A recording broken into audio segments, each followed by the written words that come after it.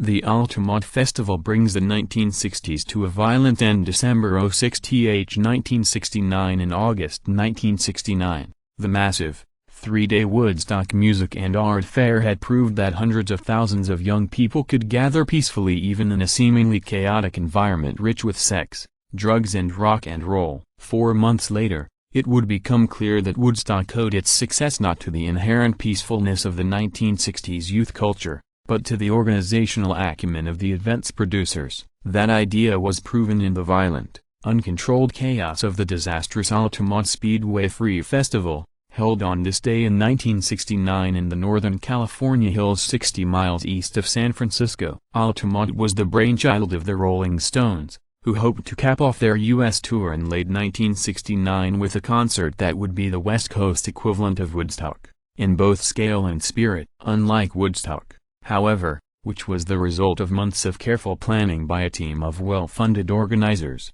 Altamont was a largely improvised affair that did not even have a definite venue arranged just days before the event. It was only on Thursday, December 4, 1969, that organizers settled on the Altamont Speedway location for a free concert that was by then scheduled to include Santana, the Jefferson Airplane, Crosby, Stills, Nash and Young, and the Grateful Dead, all in support of the headlining Stones. The event would also include, infamously, several dozen members of the Hells Angels motorcycle gang acting as informal security staff in exchange for $500 worth of beer as a gratuity.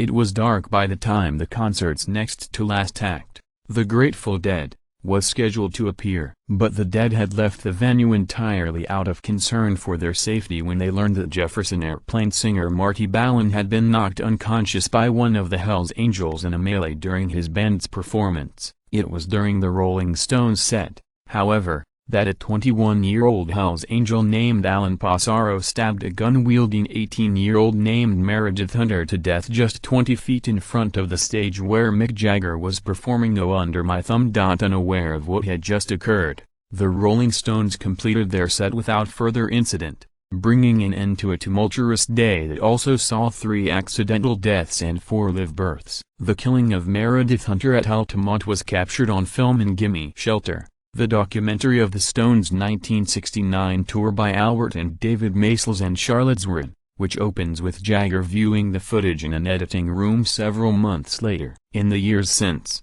Jagger has not spoken publicly about the killing, for which Passaro was tried but acquitted on grounds of self-defense.